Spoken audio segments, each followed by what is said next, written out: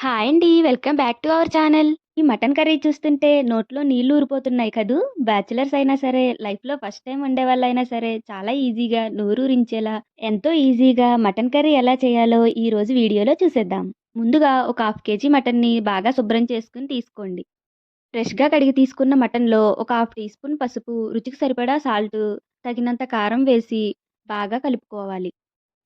ఈ కారం, ఉప్పు మటన్ ముక్కలకి బాగా పట్టేలా కలుపుకొని మూత పెట్టి ఒక అరగంట సేపు పక్కన పెట్టుకోండి.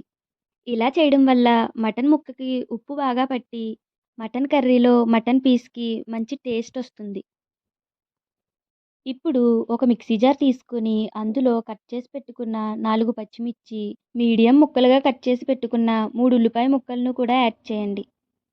అదే మిక్సీ జార్‌లో 4 వెల్లుల్లిపాయ రెబ్బలు, అలానే 4 జీడిపప్పు పలుకులు, 3 లవంగాలు, ఒక చిన్న బిర్యానీ ఆకు, ఒక చిన్న దాల్చిన చెక్క వేయండి. ఇప్పుడు వీటన్నింటిని మిక్సీ పట్టి ఒక మెత్తని పేస్ట్‌లా చేసుకొని పక్కన పెట్టుకోండి. ఓ కుక్కర్ తీసుకొని అందులో 2 స్పూన్ల వరకు ఆయిల్ వేసి ఆయిల్‌ని హీట్ అవ్వనివ్వండి. ఆయిల్ హీట్ అయ్యాక మనం మిక్సీ పట్టి పెట్టుకున్న ఆనియన్, పచ్చిమిర్చి పేస్ట్ వేసి పచ్చివాసన పోయే వరకు బాగా కలుపుకోవాలి. ఈ ఆనియన్ పేస్ట్ అనేది త్వరగా మాడంటుతుంది. కాబట్టి మనం లో ఫ్లేమ్‌లో చాలా జాగ్రత్తగా కలుపుకుంటూ బాగా ఫ్రై చేసుకోవాలి. ఈ ఆనియన్ పేస్ట్ బాగా ఫ్రై అయ్యి గోల్డెన్ కలర్‌లోకి వచ్చాక ఫ్రెష్‌గా చేసుకున్న అల్లం వెల్లుల్లి పేస్ట్ వేసి పచ్చివాసన పోయే వరకు బాగా ఫ్రై చేసుకుంటూ అడుగంటకుండా బాగా కలుపుకోవాలి.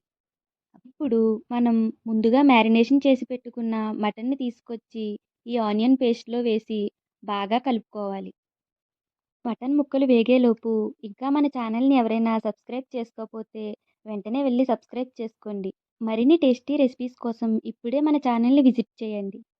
చూసారా మటన్ ముక్కలు బాగా ఫ్రై అయ్యాయి. ఇప్పుడు ఇందులో కొంచెం గరం మసాలా, కొంచెం ధనియాల పొడి, కొద్దిగా పెరుగు వేసుకోండి. మటన్ కర్రీలో పెరుగు ఏసుకోవడం వల్ల ముక్క బాగా జ్యూసీగా వస్తుంది. అలానే ఓ రెమ్మ కరివేపాకు, కొద్దిగా తరిమి పెట్టుకున్న కొత్తిమీర వేసి బాగా కలుపుకోవాలి. ఈ మసాలాలన్నీ మటన్ పీస్‌కి అంటుకునేలాగా బాగా కలుపుకోవాలి. అప్పుడే మటన్ కర్రీలో మటన్ పీస్‌కి మంచి టేస్ట్, అలానే ఒక సాఫ్ట్ స్ట్రక్చర్ వస్తుంది. చూసారు కదా ఆయిల్ ఎలా పైకి తేలిందో? ఇలా ఆయిల్ పైకి తేలే వరకు మూత పెట్టి ఒక 10 నిమిషాలు మగ్గించుకోవాలి.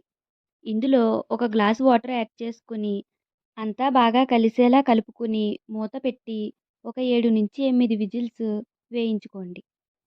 అప్పుడు మన మటన్ కర్రీలో మటన్ పీసు బాగా జ్యూసీగా, సాఫ్ట్‌గా ఉడుకుతుంది. ఒక 8 విజిల్స్ వచ్చాక ఆవిరంతా పోయే వరకు ఉంచి జాగ్రత్తగా మూత తీయండి. మళ్ళీ లాస్ట్‌లో కొద్దిగా కొత్తిమీర యాడ్ చేసుకొని ఓ 5 మినిట్స్ మటన్ కర్రీని ఉడకనివ్వండి. చూసారు కదా ఆయిల్ పైకి తేలి మన మటన్ కర్రీ అయితే రెడీ అయిపోయింది. దీనిని వేడివేడి అన్నంలోనైనా, చపాతీ అయినా లేదా బగారా రైస్‌లోకైనా తింటే అమృతంలాగా ఉంటుంది. మరి ఆలస్యం ఎందుకు? మీరు కూడా ట్రై చేసి ఎలా వచ్చిందో కామెంట్ చేయండి.